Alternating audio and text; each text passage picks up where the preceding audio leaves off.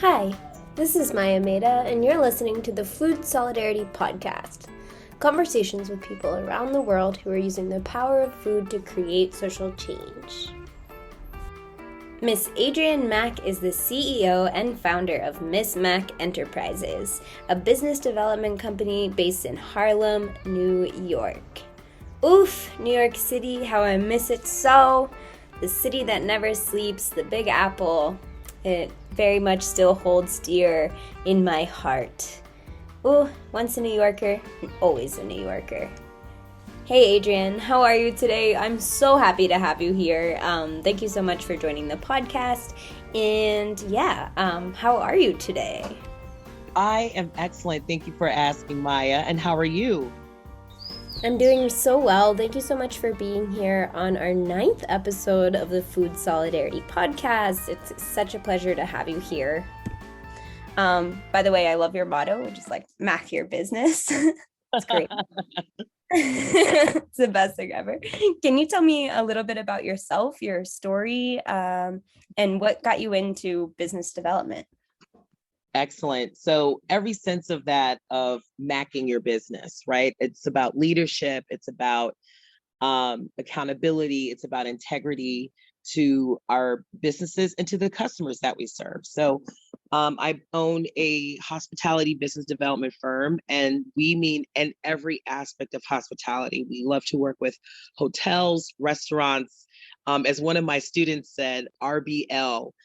Restaurants, bars, and lounges. And I was like, wow, what a great term. And then I added C at the end for cafes. Of course, we also work with travel. So basically, we believe in bringing business outcomes and social impact together.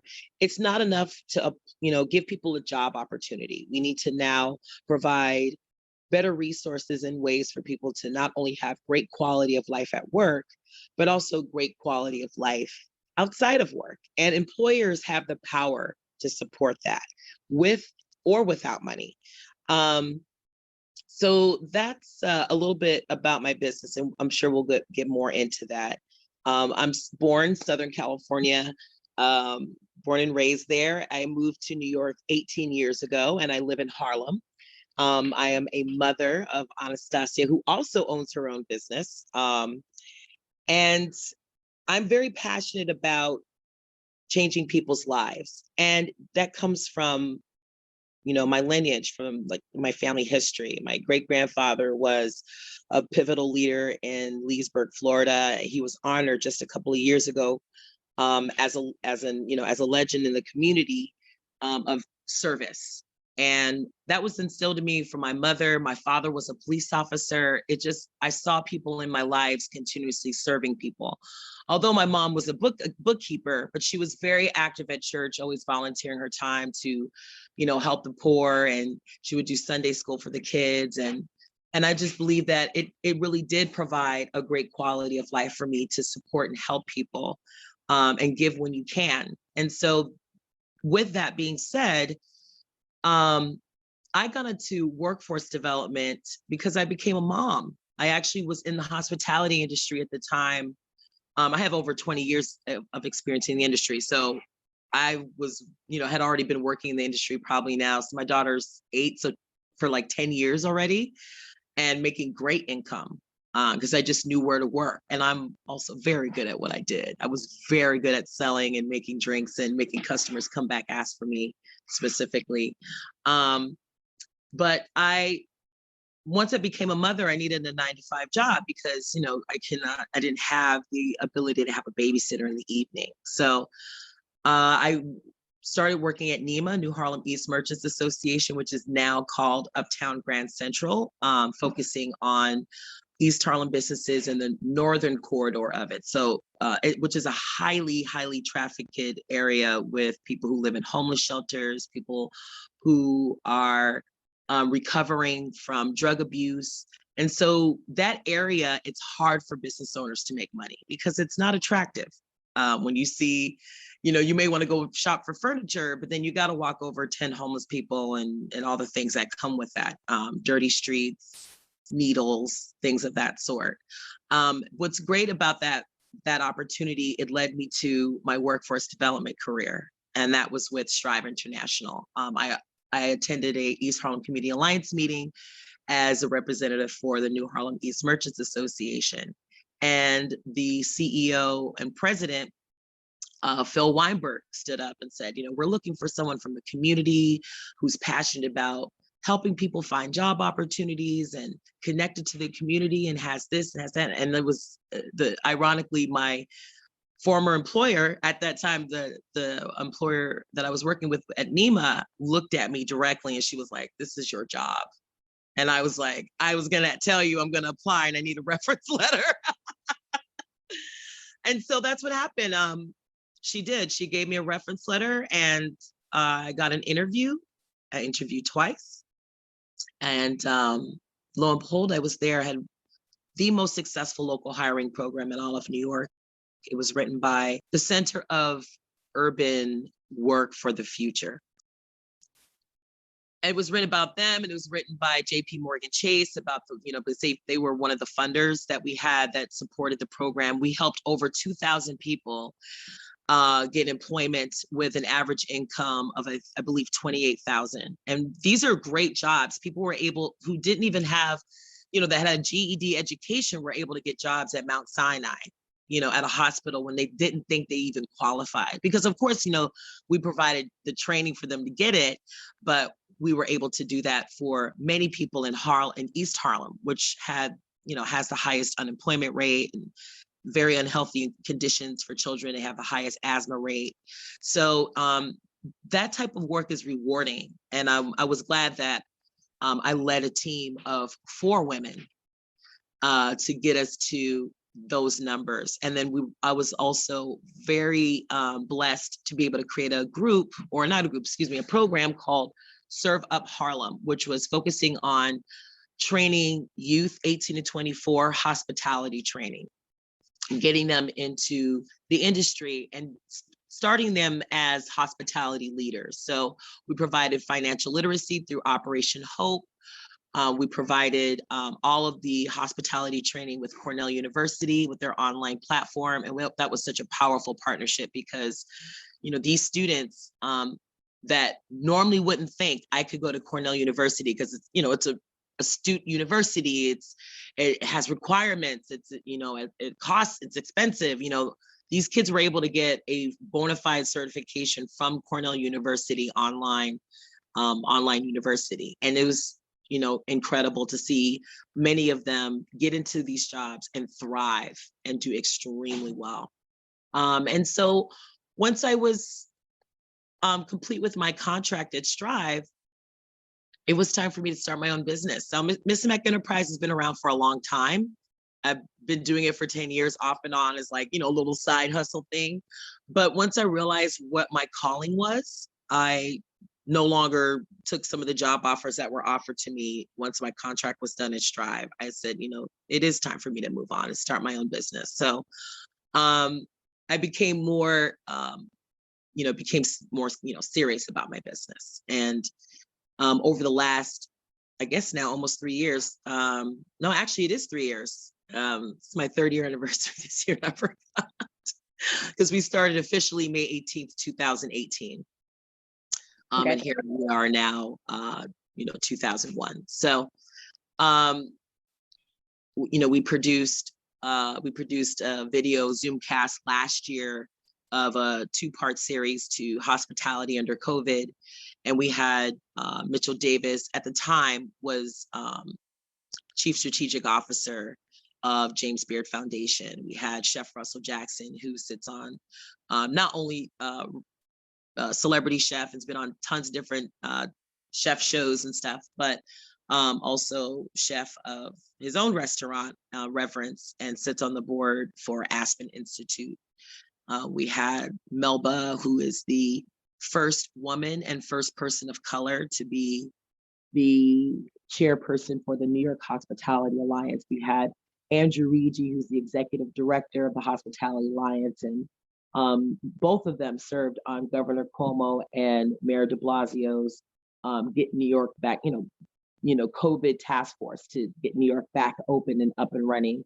So we had great panels, very prestigious, and received a lot of great information from them. And then we did, of course, we had wonderful projects with Mosaic North America. We did work with Marriott Renaissance Hotel through them. We were able to do global day of service, global day of discovery with them. So we had lots of people from all over the world come to Harlem and participate and support small businesses in the community, and really celebrate Harlem culture. And just last year in December, had a great project with Stella Artois, again, through Mosaic, our great partners there. And we were able to get over 30 greenhouses to Harlem restaurants that would have otherwise been closed because of winter. And so these business owners were able to keep their doors open, serve just the way they continue to serve our community, awesome food and good times. And it's projects like these that get me excited. And then, of course, my most valuable partner, valuable client, I absolutely love them and thank them so much for their support, is Rock United, which is Restaurant Opportunity Center. It's a national nonprofit with an international global heart. Started in New York City right after 9/11 to support and advocate many of the employees from restaurant in the world. And as we all know, in the hospitality industry, especially here in New York, we depend on immigrants. We depend on people who are not considered documented in this country. And without them cooking on the line or washing dishes or prepping food or busing and serving, and we wouldn't have such the great industry that we have today. Now, of course, there's Americans like myself that work in the industry, but it would be insane not to support all people that work in this industry. And so the work that Rock New York has done has inspired others. And so now, not now, but there are 10 chapters across the country. And I'm excited that I'm partnered with 5 of them so far. And just within 1 year. And I'm just so thankful for their partnership. So I work with Rock New York, Rock New Orleans, Rock Detroit, Michigan, Rock Chicago, and Rock Philadelphia. And what we do is I provide hospitality training for entry level. I also do training for hospitality management. And I'm really excited. We just launched our small food business entrepreneur cohort. And we just launched that 4 days ago. So our students are in there on the 4th day. And we're excited because everyone in this class are business owners and have been previous Rock students before. And so we launched this in New York. And of course, we are going to be expanding this across the country, helping more small food businesses and help people live their dreams and really provide for their families in a real way. So what brings us here to now what we're doing with our Hope on the Menu is that throughout the years of me working in workforce development, I have found incredible men and women who were formerly incarcerated get the workforce training that they needed. And once they received that training and that support and additional resources that we were able to provide, they never went back to prison. They did not want to commit any more crimes because they found the pathway to being a positive contribution to society. And I'm really proud that I've been able to work next to men and women who served time in prison and now are out making a difference and changing people's lives. And so a couple of my students, participants that I've worked with always call me and come back and say, Miss Mack, I'm doing good. I have a baby now and I'm still working at that job you got me 2 years ago. And Miss Mack, I'm getting married. It's great. And I'm excited to hear that. So, hearing from Deandra and what she's been through and now being a young woman starting her own food business is phenomenal. And hearing from all of the other speakers that we're going to have too. So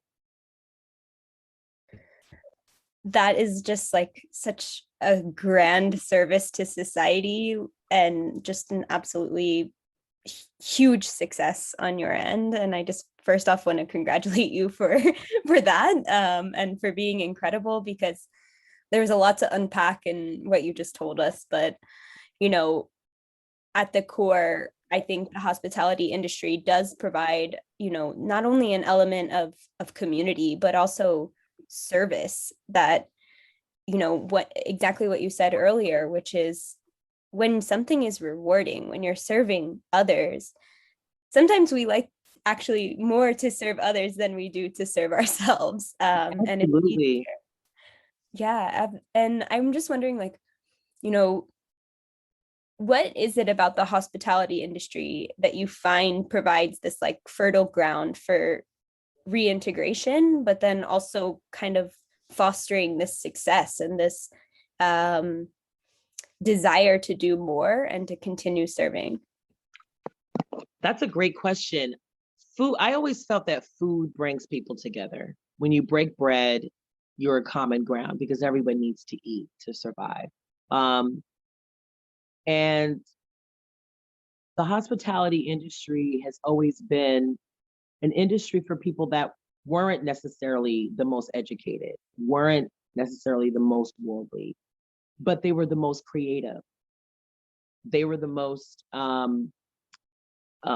passionate, gifted, is another word. But I would like to like basically like the film High on the Hog, when you learn about how American cuisine began. These were not, men and women that were like college educated and went and did a stage in France. These were enslaved men and women. Um, and these were men and women that went through a lot to start their catering businesses and, um, just be able to live. And so when you understand that that's part of where hospitality comes from, right? People serving kings and queens. This is an art form. This was a skill to be able to cook for the king. This is a skill to be able to cook for the president. It was a high honor to be able to serve in a style that was for elegant dining. And that's where hospitality's roots are from. And so when you understand that the common man is the one who created hospitality, I believe that that's why it still carries the spirit of inclusion, because it is an industry of family, and it is an industry of one being able to express one's passion and gifts.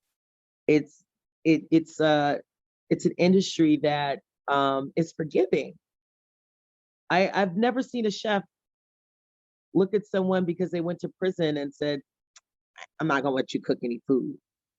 Like, that's crazy. I have met some of the best line cooks and some of the best chefs I've ever met have done time. Um, I have a student in my class now. He has a restaurant consultancy firm. He has 3 felonies. Incredible leader, because he's brought on 3 other men to take action in their lives and say, "Hey, take action." And they gave credit to him, and these are young men. These aren't like old guys in their like, 60s and 70s. I mean, these are young men in their 30s working together to like support each other to, do right and be contribute to society in a positive way. So I think that that's why the hospitality industry is what it is. It's because people really are forgiving and inclusive and excited to share their passion and their gifts with people. Yeah, and that's beautiful. And I have 12 years of serving, busing, hostessing, bartending, the whole fleet. And I would Yeah. say that is so true, that the restaurant industry is forgiving. But I'd also like to acknowledge the fact that hospitality in general, but I would like to acknowledge the fact that it can also be incredibly challenging. Absolutely. It's full of creativity and service and beauty, but at the same time, there is also kind of this dark side to the hospitality industry. Absolutely. I just want to touch on that. Yeah, what do you find like that provides a challenge for you? And What's interesting is that as an African American woman, a Black American, um, and as one of my students said, a homegrown Negro, meaning my family is from here. We're in New York. You have African people, you have Black people from the Caribbean. My people were born here. And so our story is connected to of the history of this country. And so understanding that, and also living in New York City, because my hospitality career started at Red Lobster in Montclair, California, in my neighborhood. I didn't experience necessarily, racism or anything in that job because we had such a diverse group. I mean, I think my first manager, he was Filipino. So it wasn't like I was looked at differently because I was a Black woman. In fact, he loved my work and thought I was great and gave me lots of opportunity to move up. And when I moved here to New York, he supported my transfer to get a job here in New York. Anyways, when you're in the hospitality industry in New York, what I've seen and even what I've experienced, you experience racism. You experience stereotypes. Oh, well, because you're from Bangladesh, you're automatically a busser. Because you're Mexican, you're automatic, or you're from Peru, you're automatically a busser or a barback. And then management allows these incredible men and women to stay in those positions for 10, 15 years. I know people have been a busser for like 15 years. I'm like, why haven't you moved up to be a server? And it's not that they didn't want to. They probably number one, some of them said they never thought about it. They just felt like this was their career. And others were like, I've never been given the opportunity. Same thing with bussers. I mean, you see, you see with barbacks. I mean, it's like these people get casted into roles. And so also in New York, I'm not sure what it's like now, but like you needed to have a picture on your resume so they can see what you look like. So it's about being beautiful and skinny. And when I was working in this industry, I mean, I'm still beautiful, of course, but but I'm definitely not thin, not as thin as I was back then. But I remember being the only Black waitress where all of the staff that were Black were in the kitchen, either washing dishes or cooking on the line or prepping food. I remember customers asking me, oh, where are you from? Because the way I speak English. And because it sounded proper. And I was just like, found it interesting because they wouldn't say that to a white person. They wouldn't say, oh, where are you from? Because the way you speak English, it's so proper. I mean, these are the things that I dealt with. But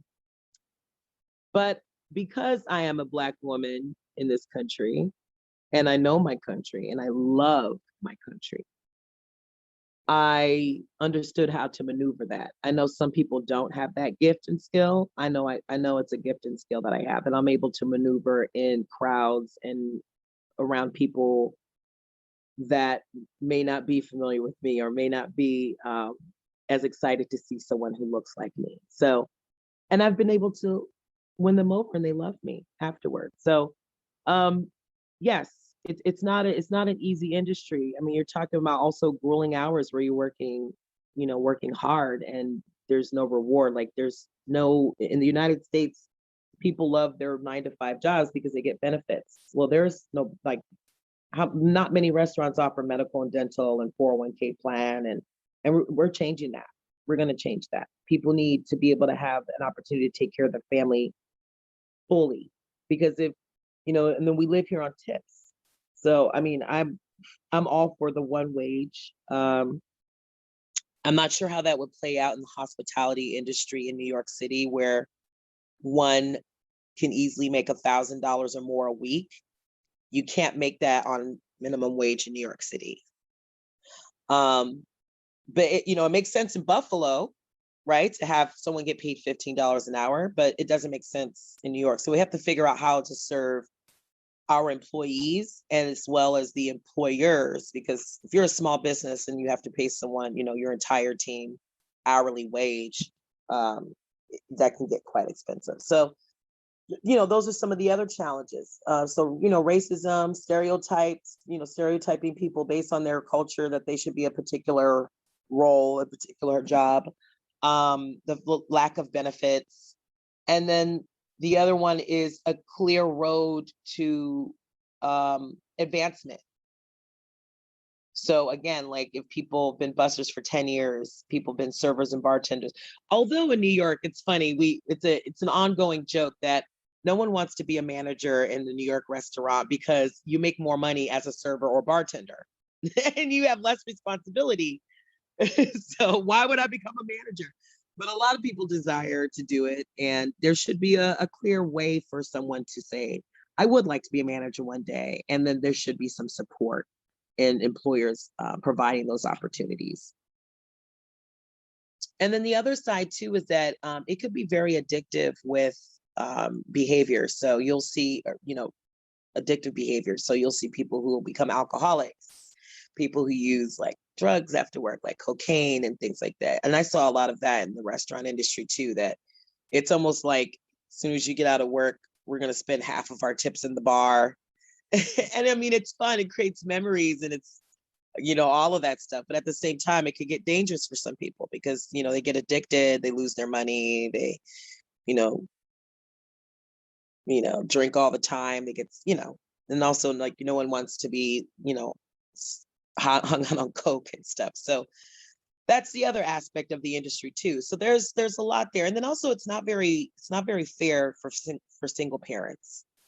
Especially obviously most single parents are women. And when you look at already the wage disparity between men and women make more money in the evening than they do in the daytime because there's wage increase, there's opportunity to make more money because you're working overnight or and then also the jobs that do not necessarily require a certain level of education. Hospitality is the industry that actually can give you a really decent amount of money.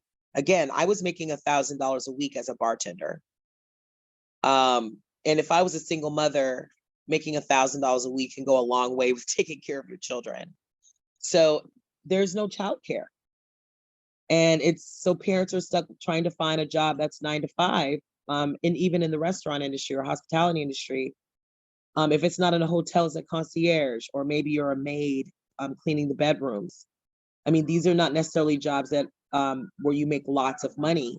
But also the other thing is, how can a mom work and then also advance herself? Like if she did want to go to school, if she did want to advance herself so she could get a better job, she wouldn't be able to because it's like, well, where does she get a job that she can afford to take care of herself and her children and then also be able to go to school at the same time? So the hospitality industry really needs to step it up in many, many ways.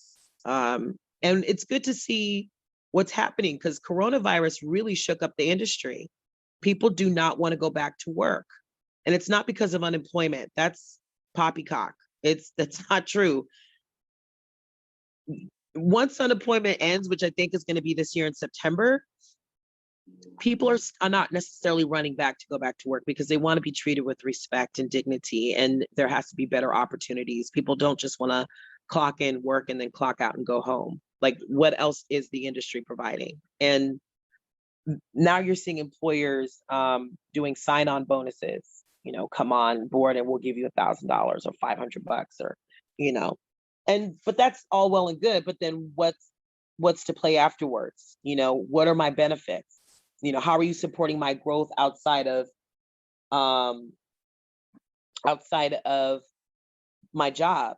I'm an actor or I aspire to own my own restaurant one day, or I want to create a trust fund for my kids. Like there has to be ways that employers have to think outside of the box when it comes to providing benefits for their employees.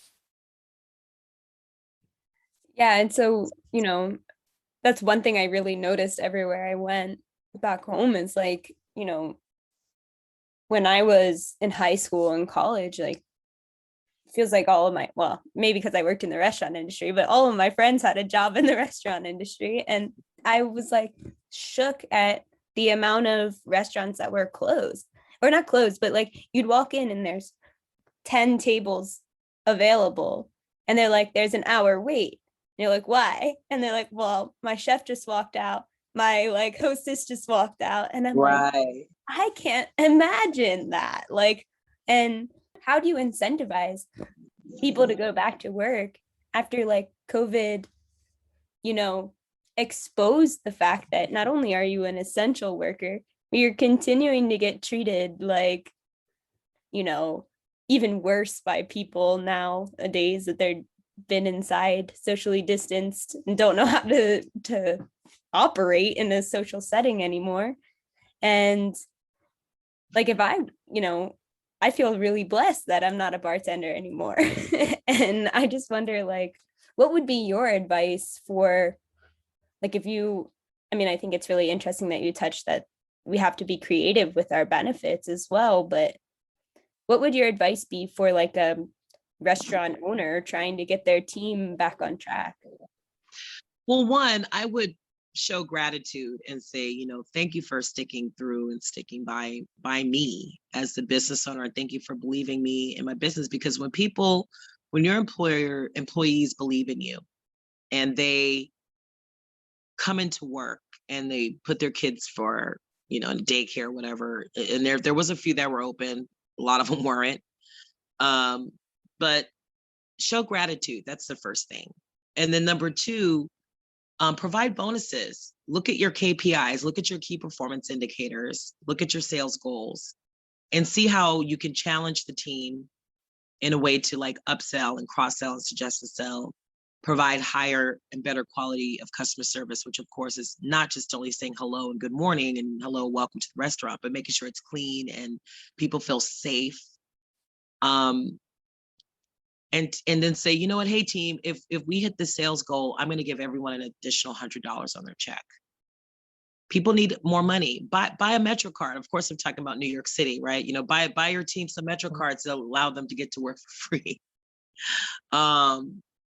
The other is look for resources that you can provide your team. Have a talk with them. Sit down and have a team meeting and say, what are some things that you're interested in having or doing, in your life? Or is anyone interested in computer classes? Is anyone interested in English classes? Is anyone interested in getting their food handlers?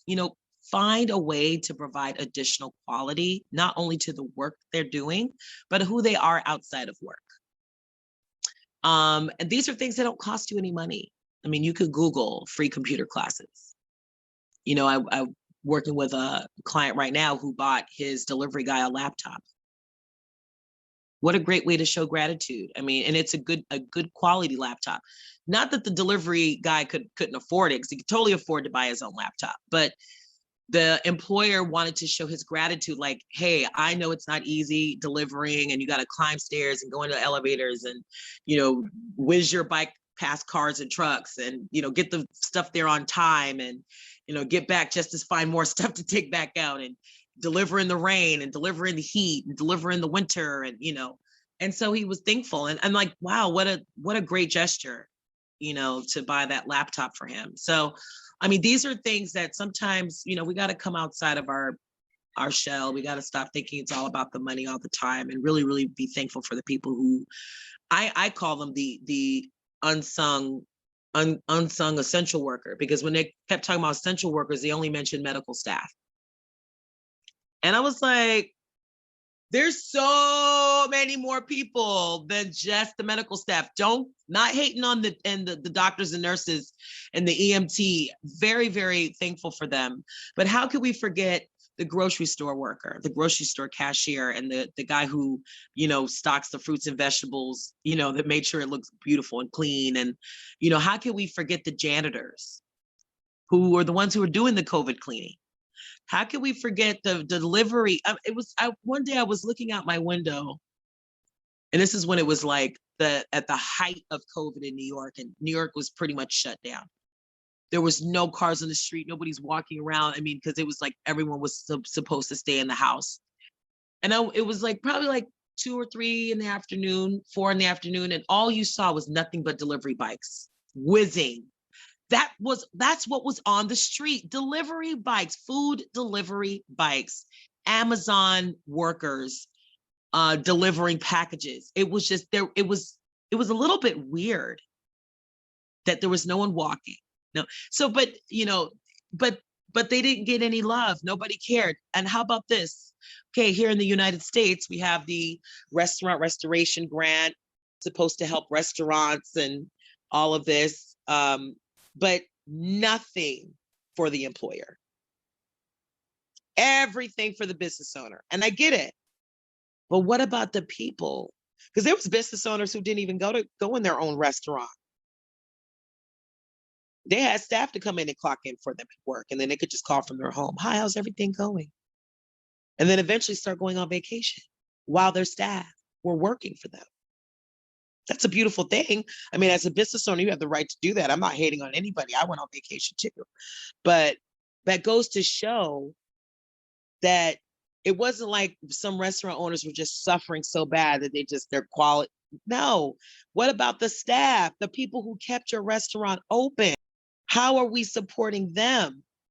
So the restaurant restoration grant, although, we're excited for it, where was the lookout for the staff? Why wasn't there any money allocated to give them bonuses? Why wasn't there any money allocated for employers to give them a bonus or pay for some type of incentive for them?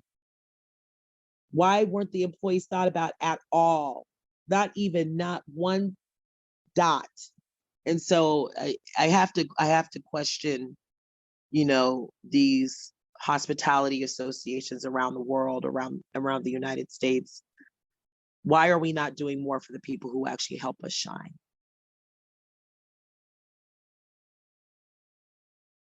Yeah, and I think as much as it comes down to the business owner also showing that gratitude and showing that love, it also is the responsibility of the government on so many levels to really ensure that it's not just this trickle down. Okay, let's give grants to and I think in particular, if we're talking about, workforce reintegration programs, there's a lot going on in New York City right now. So I just wanted to touch on the mayoral race a little bit, because I know policing and the criminal justice system is really what's on the forefront of this race. And I'm wondering, I guess I want to ask you if you see that, there's a policy shift you would like to see, or something that would impact your work, especially with your such a great experience working with workforce reintegration. Well, I'm also a daughter of a police officer, right? So I watched my dad come home, thankfully, in one tax. I mean, he has been shot at before, and he did get an award for the work that he did as a police officer in Los Angeles. I'm not. What I'm for is police reform. I'm not for the abolishment of police. That's a little bit extreme. We need someone to enforce the law. But first, before I get into all of that, I want people to understand where officer comes from.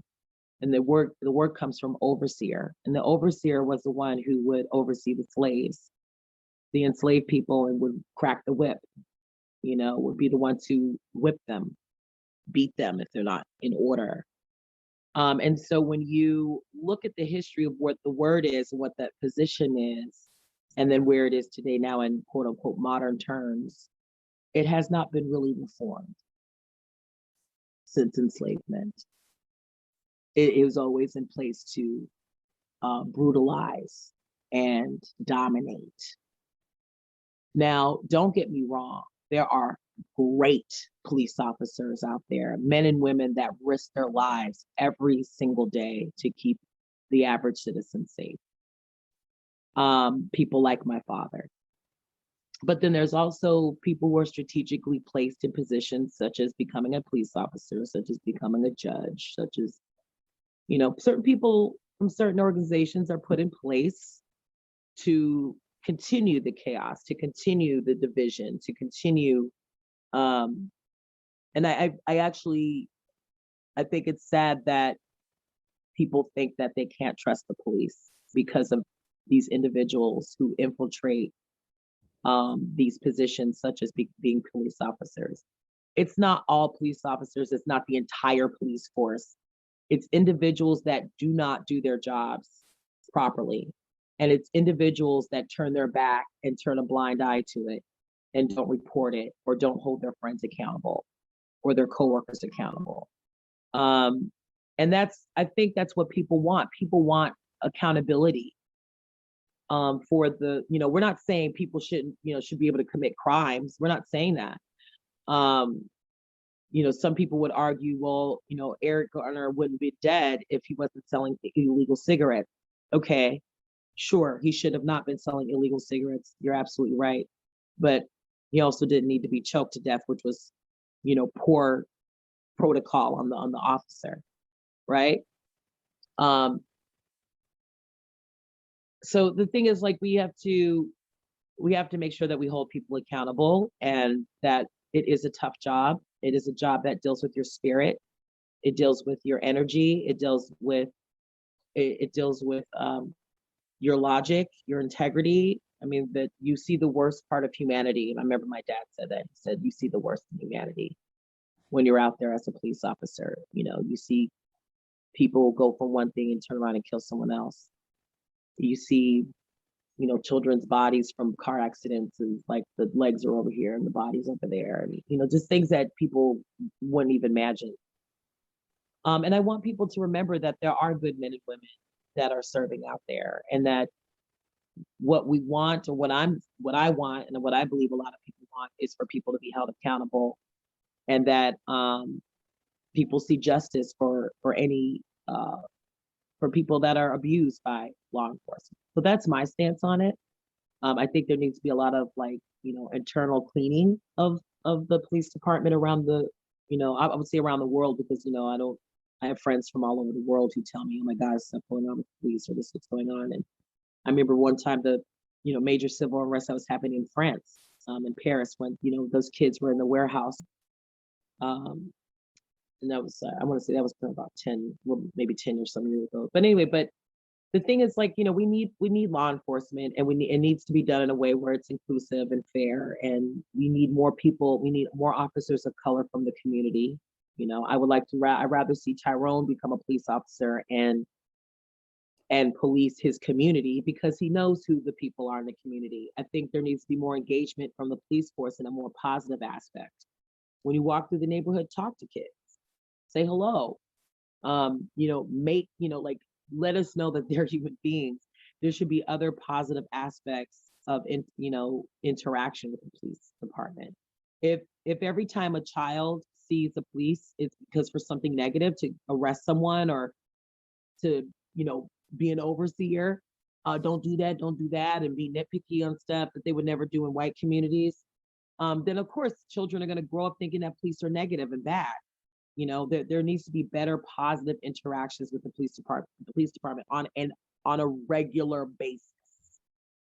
Not just like, oh, we're just doing something because of a street fair. No, every week there should be something positive with the police. And when you start engaging police with the community in a positive aspect, I bet you crime will start going down. I bet you there will be more respect, because the officers know the community that they're serving. I'll never forget I want to say 2019, or there was a Black man who was a little bit suffered from mental illness, and everyone in the community knows the guy, because he's Crazy Joe. Oh, there goes Crazy Joe on the block screaming again. He had a silver shower head that he found in the street, and he was holding it. Well, and this is part of gentrification, probably part of the problem with gentrification, which I'm not against gentrification. You have to understand what it is and what it means. But this is also the problem of gentrification, where you have people who move into a community that they're not familiar with, that they really don't interact and engage with. And so someone called the police, said that a crazy man has a gun, and the police didn't really, again, they don't know the community that they're serving, and they killed him. They shot him and killed him. And it was a shame. And it was an article written about it, about the downfalls of gentrification, because the people who called the police on him were the people who just moved there in the community and didn't know that. And then the police didn't even take the time to really look to see, who is that? Does he really have a gun? this is like, this is where we are in the world, and I don't want police officers to get a bad rap. There's just bad people, and there's also people also need time to like process what they deal with as being police officers, seeing death and the worst of humanity, as my dad would say. So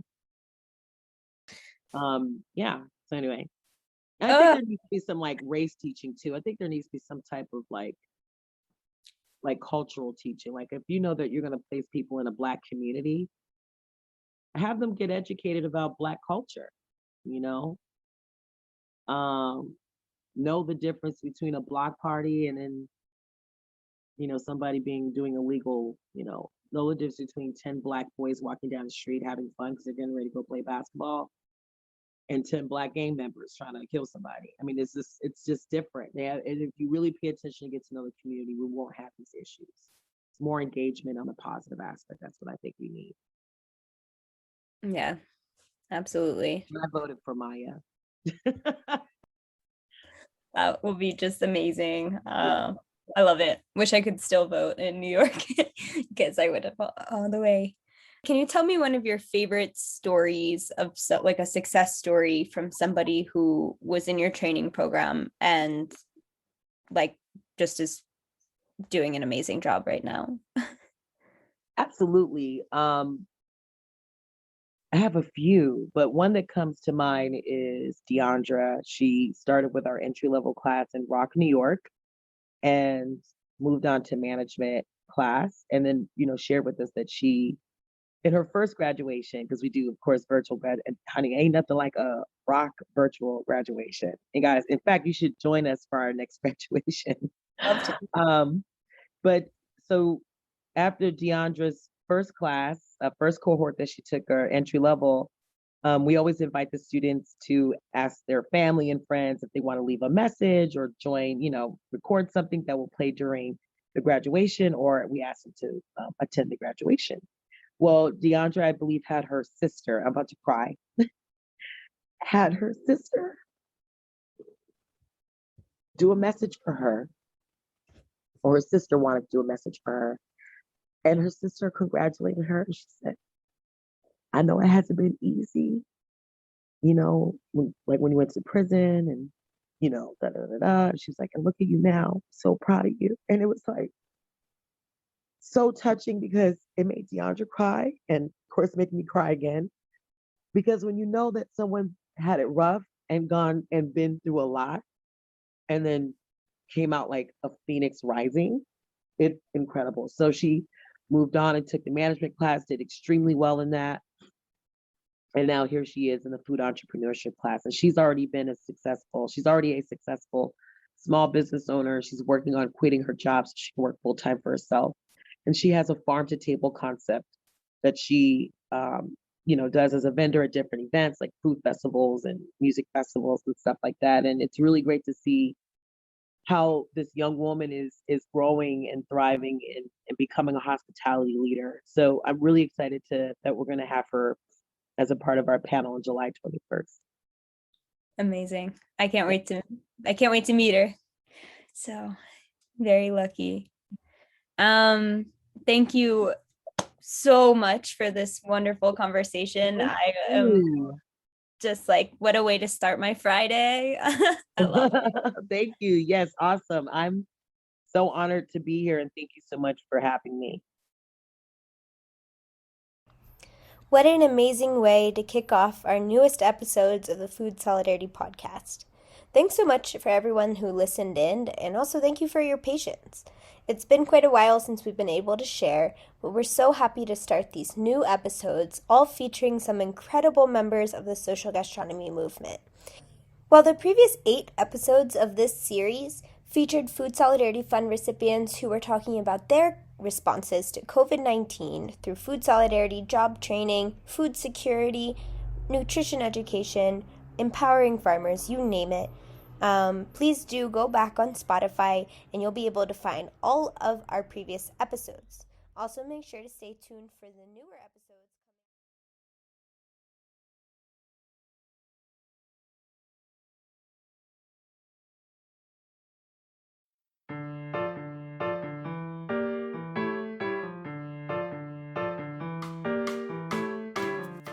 Hi, this is Maya Maeda, and you're listening to the Food Solidarity Podcast. Conversations with people around the world who are using the power of food to create social change.